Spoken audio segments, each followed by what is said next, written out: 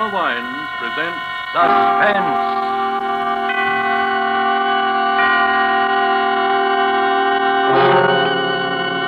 Roma Wines, made in California for enjoyment throughout the world.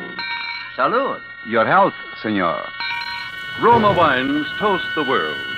The wine for your table is Roma Wine, made in California for enjoyment throughout the world.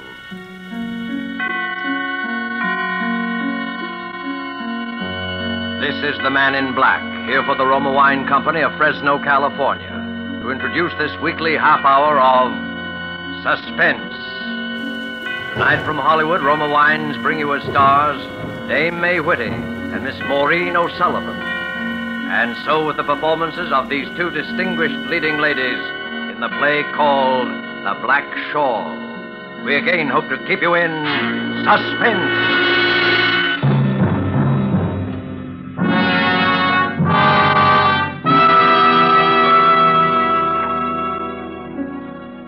Listen to me, please.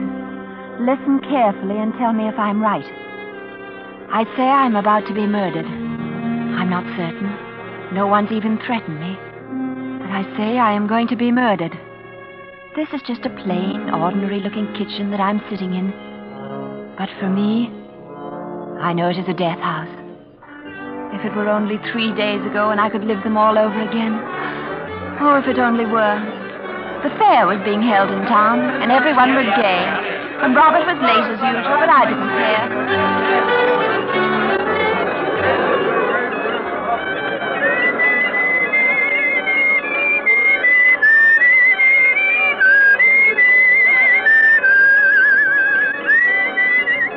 Susan, not waiting for Rob again, are you? Have you ever seen me when I haven't been? And him a lawyer for the watch factory. Somebody ought to teach him how to tell time. Hey, how about a dance, Sue? One short one before that boyfriend of yours comes around to steal you away. Oh, thanks, George, but I'd rather wait. If he's not quick about it, he'll find nothing left to steal except the bench. All right, but let me know if you're interested in a change of habit.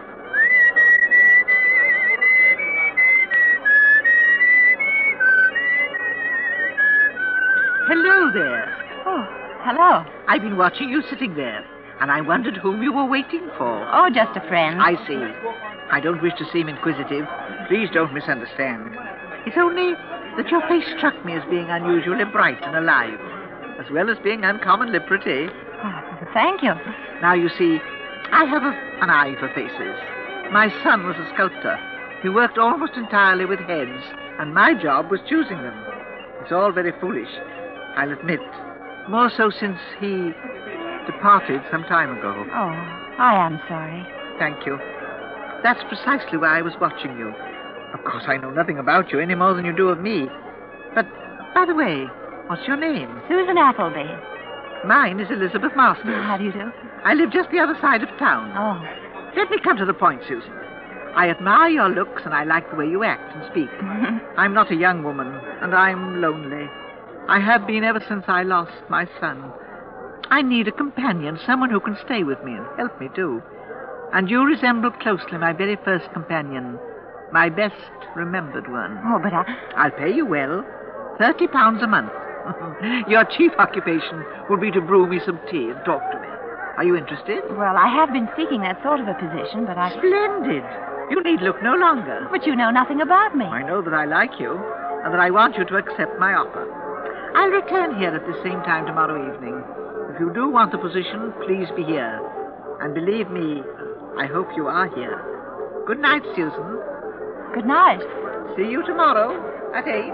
All right. I'll be here.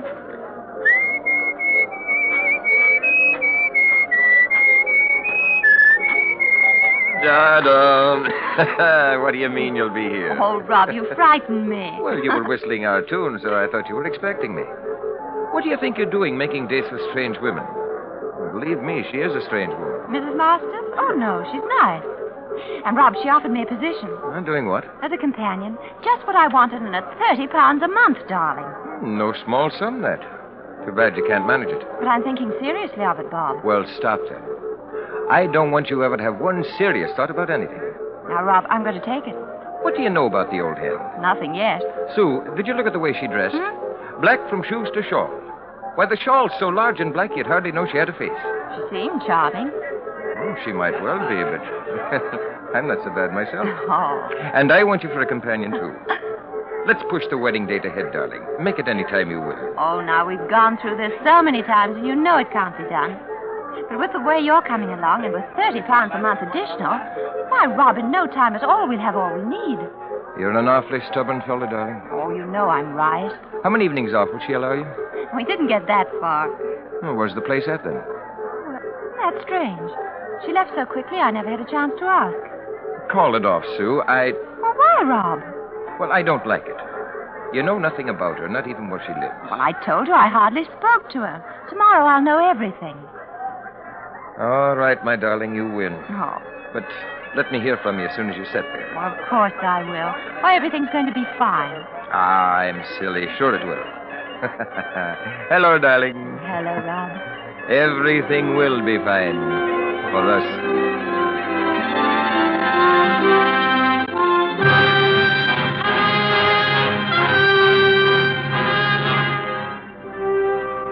Tonight for Suspense, Roma Wines are bringing you as stars Dame May Whitty and Maureen O'Sullivan, whom you have heard in the prologue to The Black Shawl by R.R. Lewis. Tonight's study in Suspense.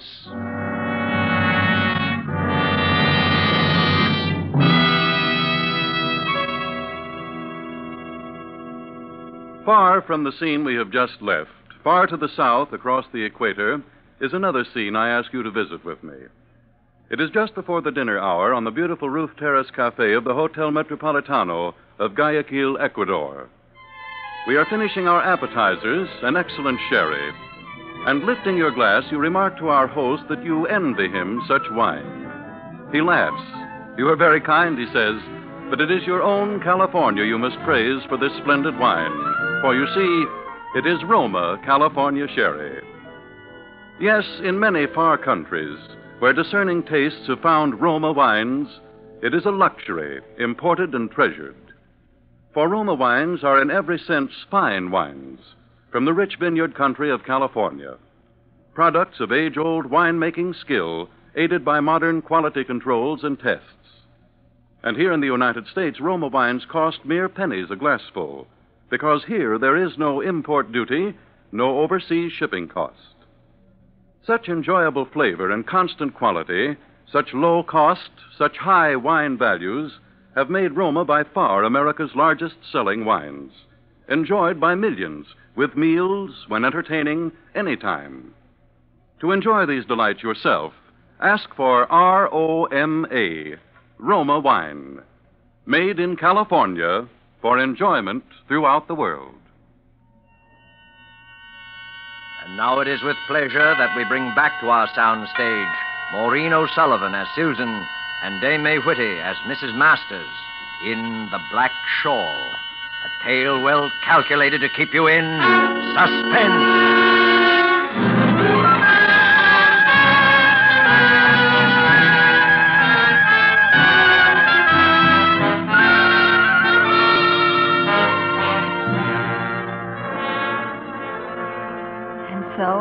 I was there waiting as Mrs. Masters had instructed me the following night. We got into her car and she drove us off. It only seemed a mile or two from town, but we twisted and turned so many times that in the dark I became completely confused as to my whereabouts. Then finally, we stopped.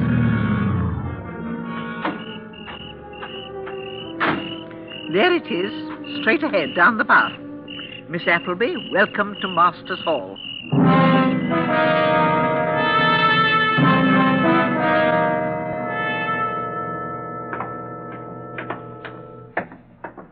I'm in the parlor, Miss Appleby.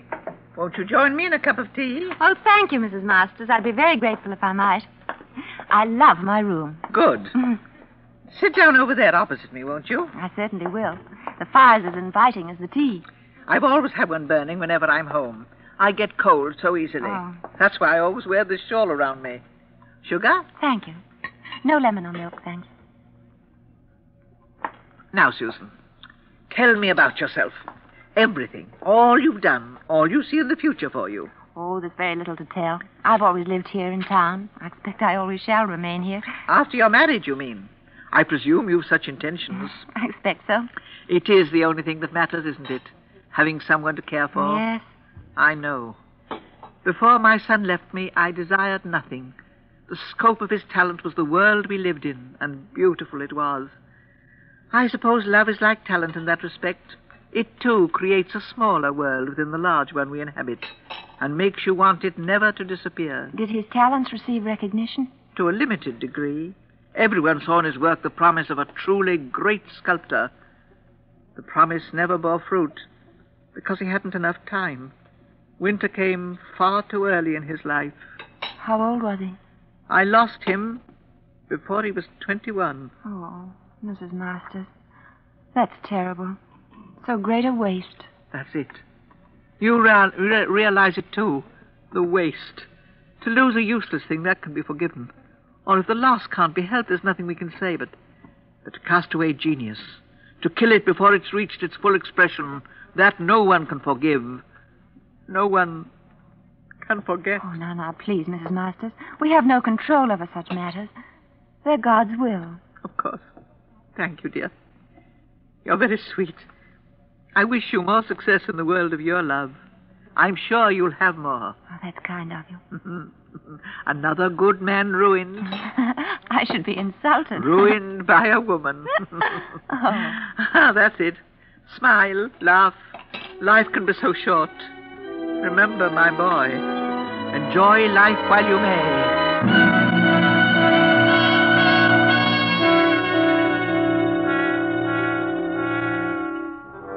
I slept well that first night and did not awaken until almost 9. When I realized how late it was, I dressed quickly and ran downstairs. Mrs. Masters had left a note on the kitchen table telling me she'd gone shopping, that I was to take my breakfast and then wait for her. I looked around to see if I might do something, but everything was in perfect order. I looked for a phone, thinking I'd call Rob, but I could find none in the kitchen or the center hall. Finally, I thought I'd take a look at the outside, get a bit of fresh air. I went to the front door and tried it. It was locked. I turned the bolt and pulled. The door was still locked. I couldn't understand. Then suddenly I realized the door was locked from the outside. I ran to the kitchen, not afraid, but surprised. Then something struck me that I hadn't noticed before. All the kitchen windows were barred. I made a quick dash for the kitchen door. Why, Susan. Good morning. Did you have a good night's rest? Oh, yes, I did, thank you. Fine. But you're trembling. Is there a chill in the house? You really should stay away from the doors. Oh, I know, but I wanted a breath of air. The front door was locked. Was it? Yes. Oh, I must have done it automatically. You see, I've lived alone for so long, and it's natural for a person who lives alone to lock all doors behind them when they go out. Why are the windows barred? Oh, that goes back to the time my son did his work here. We had so much of it lying carelessly about all over the house. So much of value. Anyone might easily have climbed through the windows. Oh, of course. Oh, it's silly of me. For a moment, though, I felt so much like a prisoner behind those bars. An unusual experience for you, I take it. A very unusual one. Now you're smiling again. That's fine. My boy always liked to see a smile on a woman's face. Without one, he always said they reminded him of death. Yes. Death.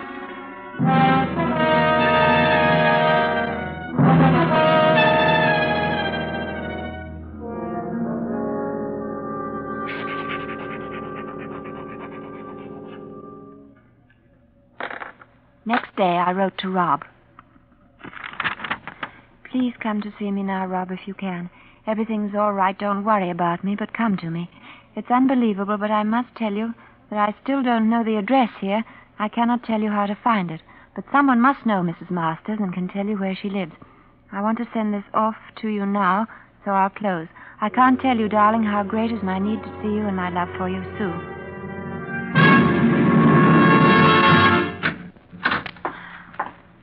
Mrs. Masters? Why, yes, Susan, what is it? Where can I post a letter? Let me have whatever you want sent, and I'll drop it in the box when I go shopping tomorrow. Oh, I don't want to bother you. I'll take it down myself. No bother at all. There's nowhere else to post a letter, and I pass the box every day. Oh, but I'd much It's rather... settled. Let me have it. It'll be sent early tomorrow. Of course. Here you are. Thank you. And, Susan, I dropped my shawl. Would you mind? Oh, not at all. Exquisite, isn't it? Will you join me in a cup of tea? No, thank you. Mrs. Masters, this morning I said I was silly for feeling like a prisoner in your home, but the feeling is still there. What have I done or said that might create any such impression? That's not the question I'm trying to answer. I just feel it. The answer I don't know is, what do you want with me? Oh, what was that? Wait right here. I'll be down shortly. Where are you going? Upstairs. But you wait down here. Do you understand? Oh. No. No, I won't stay down here. I'm frightened. I'm coming up, too. No, dear. Don't worry about the butt. It hasn't broken at all. No. There's not a scratch on it. Dear, please don't cry. Susan, I told you to stay downstairs. What'd you come up for? All right. You know now. Miss Appleby, this is John Masters, my son.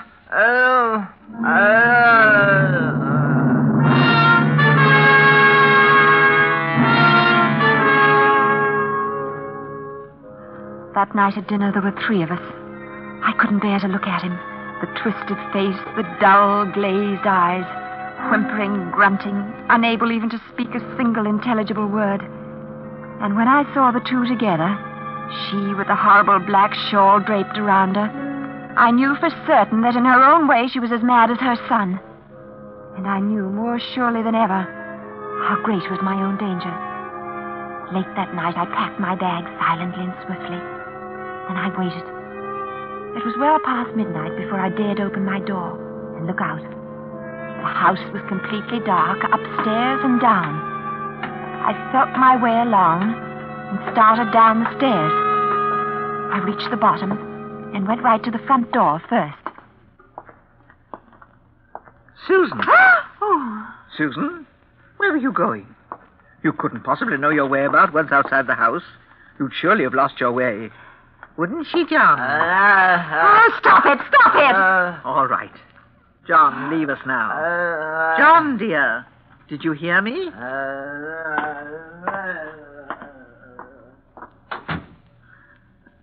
Miss Masters, you have no right to keep me here if I don't wish to stay. Well, when I accepted this position, I was of the opinion that you lived alone. Conditions have changed, and now I wish to leave. Please, Susan. Believe me, I don't blame you a bit. But think of me. Just for a single moment. Why do you think I asked you here? Do you believe it's so easy for me, chained to this lost thing? No one to talk to day or night. I needed someone. I need you now. But you told me he was dead. I never told you that. Only that he'd left me. And so he has. No. No, I won't stay. I'll go mad if I do. Very well, dear. It's no use trying to argue with you. But stay at least until tomorrow. You could never find your way tonight, and if you stay over, it'll give me a chance to find someone in town. I'd rather go now, if you don't mind. Tomorrow night. Just until then. Even if I've no one, well, you can leave after dinner tomorrow. I'll pay you 2 weeks' wages if you do. Please, you can't refuse me that. Well, I... Thank you. Thank you, dear Susan.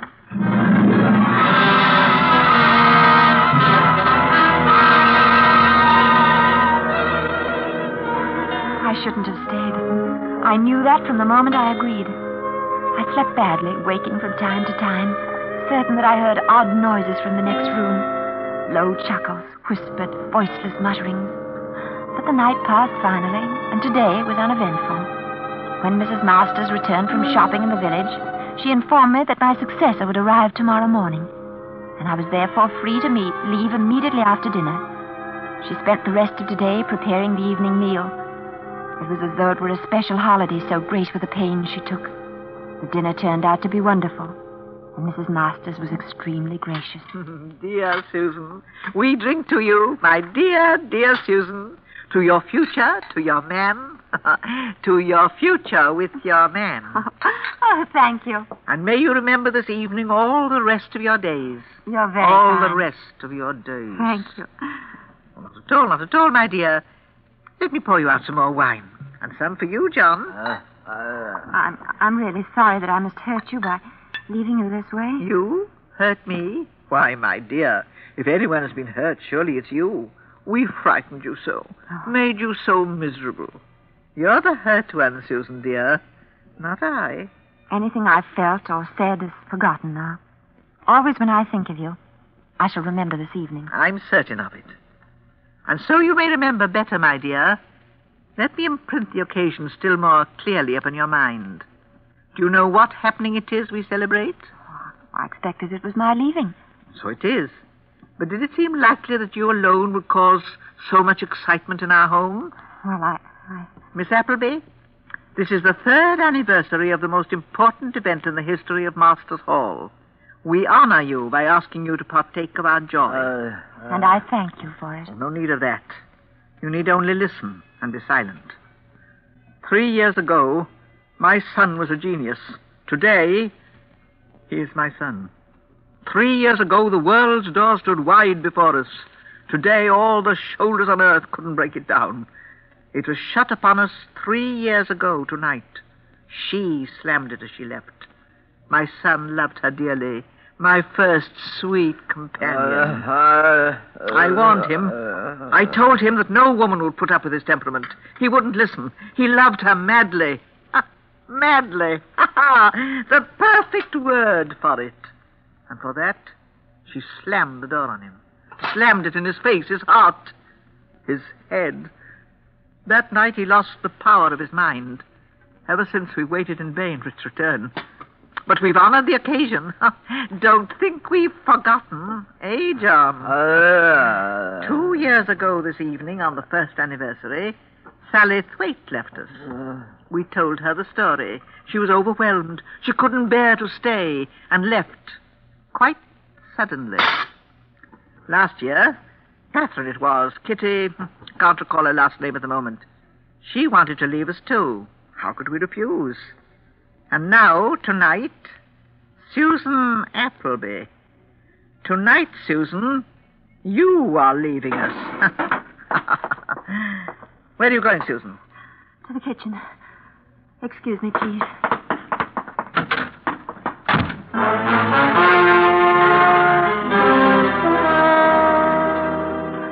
That is why I say I'm going to be murdered. I can't know for sure.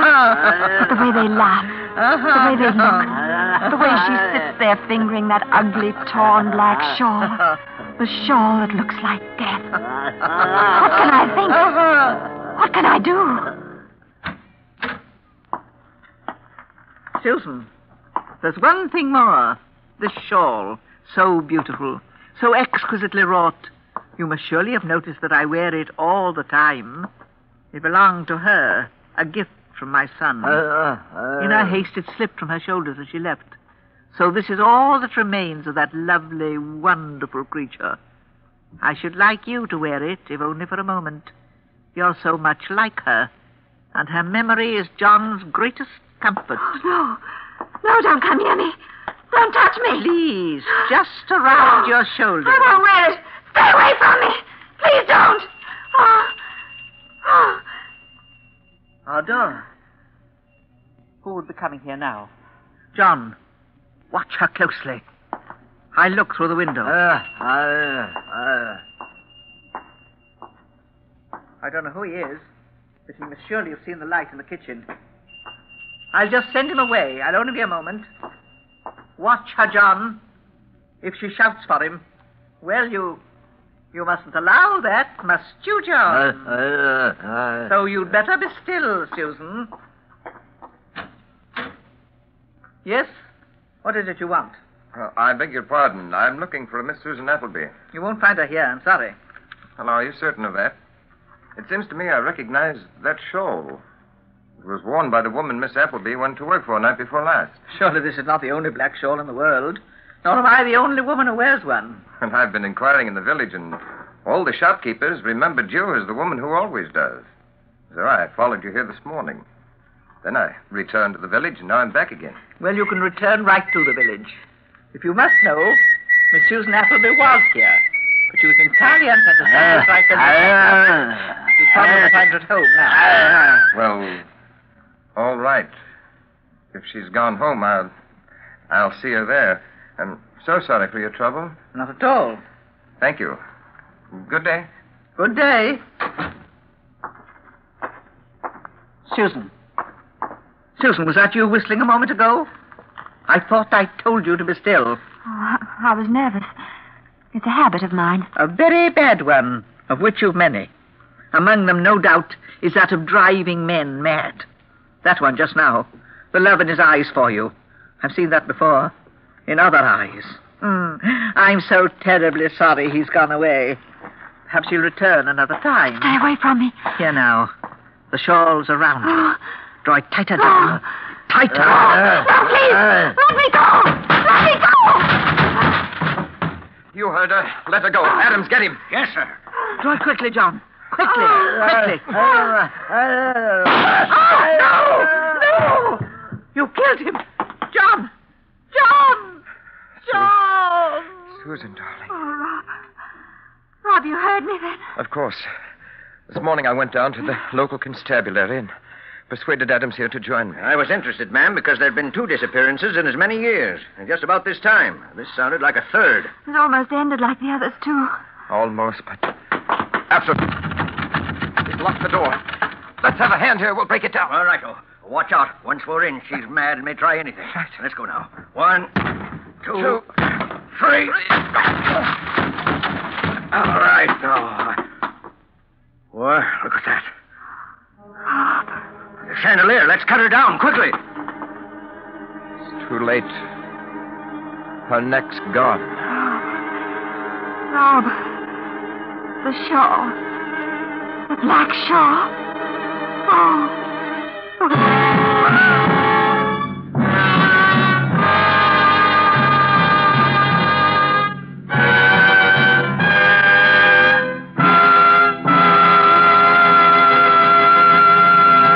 And so closes The Black Shawl, starring Dame May Whitty and Maureen O'Sullivan. Tonight's tale of Suspense. Suspense is produced and directed by William Spear. To every woman listening tonight, I want to say a special word about making every dinner or supper you serve taste better. I want to urge you to start serving Roma wine with your meals. It's simple, the cost is very, very little, and it works magic in making food more enjoyable. You can serve Roma wine with any meal or any time in any kind of glass you wish. Serve it chilled. Try different kinds of Roma wine until you find those you enjoy most of all. Try hearty red Roma California Burgundy or the delicately delicious Roma California Sauterne. The cost is mere pennies a glass, but you'll find even a pickup supper tastes like a banquet. Get Roma wines today. If your dealer is temporarily out of them, please try again soon. Just ask for R-O-M-A, Roma Wines, America's largest selling wines. Made in California for enjoyment throughout the world. Dame May Whitty appeared through the courtesy of Metro-Goldwyn-Mayer and is currently being seen in the White Cliffs of Dover. Next Thursday, same time, Donald Crisp and John Loder will be our stars in another unusual study. In mystery, suspicion, and dangerous adventure. At that time, you'll hear the only ghost story ever to have been staged by Suspense. Presented by Roma Wines, R-O-M-A, made in California for enjoyment throughout the world.